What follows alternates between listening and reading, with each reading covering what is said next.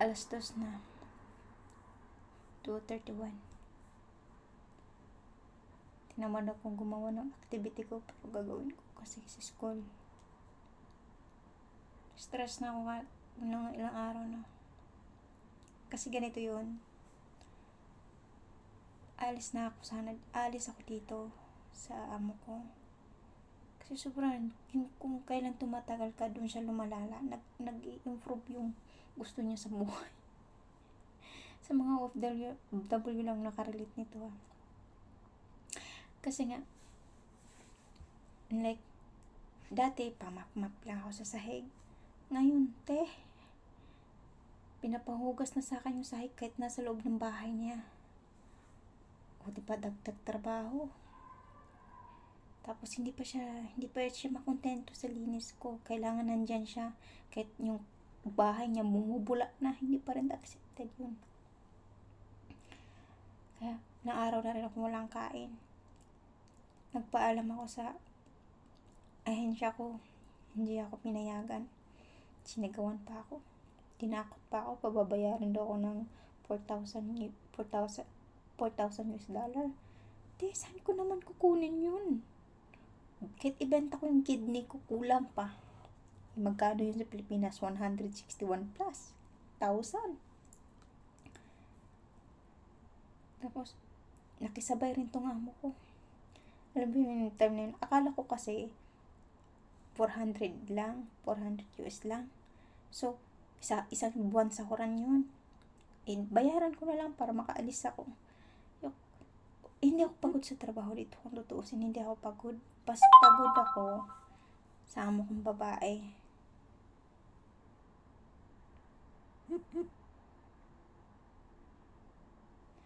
Babae kasi minsan sinasagot ko na siya sa sobrang alam kong nakalagay dun sa papel na maging ganito, ganyan. Pero hindi mo matiis. Kaya kung mag-abroad ka, don't think twice. Wag think million. Kasi hindi madali mag-abroad. Sa una lang sila maging mabait. Ganito pagbait. Ay, ganito. Maging part ka na ng pamilya namin. Ganito, ganyan. Don't expect na ganon. Pag mag-abroad ka, una, bibigyan ka ng mga pagkain. Siyempre, ganyan. Paboka ba? Siyempre, yung parang nagtitinda tayo ng mga pagkain. Kailangan natin paboka para yung customer makakit. Ganyan din sila dito. Pero pagdating ng 1 buwan, 2 buwan, hindi. Yung amo ko, kahit 10 buwan na ako dito, wala. Paulit-ulit lang sinasabi niya sa akin, hindi naman niya ako pinabaya maglinis. Gusto niya laging nandyan, kaya yun ang gusto kong alisan. Nakakairita. Yung tipong naglinis ka, syempre, as Pilipino ka, so gusto mo lahat ayaw niya sa gawa ko, ayaw niya sa idea ko, ayaw niya sa lahat. Gusto niya kung anong yung sa kanya yun. Yung idea na ganun. Yung paglilinis, ganyan, parating. Kahit taban ako, kailangan kong technique. Kasi pag wala kang technique dito, na pag ganyan, sunod ka sa kanya. Sunod ka sa amo mo. Buta ka na siyam-siyam. Lalo na pag may ang tawag, sabihan ka pa mabagal. Lagi niya akong magsabihan na mabagal ako. Kahit, paano ako mabagal? May masama akong pakiramdam sa paa. Hindi ako makalakad. Minsan sinasagot ko siya.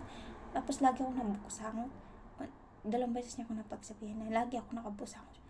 Siyempre, lagi yung, hindi kasi siya gusto sa linis ko. Ganun yung inis na ako hanggang ngayon. Yung, naglinis na ako, ulitin ko pa. Kahit dito sa labas, malinis niya. Hindi niya, ako naglinis. Dyan sa labas, malinis na yan. Pwede ka na nga gumulong eh. Sabihan pang sobrang dumi. Sino bang di irita nun? Kaya, ayun. Inano ko kasi, lumabas yung lalaki. May order. Kaya, ewan ko na. So, hanggang dito muna kasi. Antok na talaga. Tingnan yung oras. Anong oras na? Alas 2, diba? Kaya, maaga pa ako magising bukas. Tapos, pumpet ka. Wala na akong maayos ng kain. Nakaya akong kumain na 1 araw. isang araw at kalahati. Kasi simula nung nagpaalam ako sa kanya, nag-iba ng ugali. Nakakabaliw yun dito. Sana huwag ng eyebrow ko may kulay. Wala naman akong nilagay.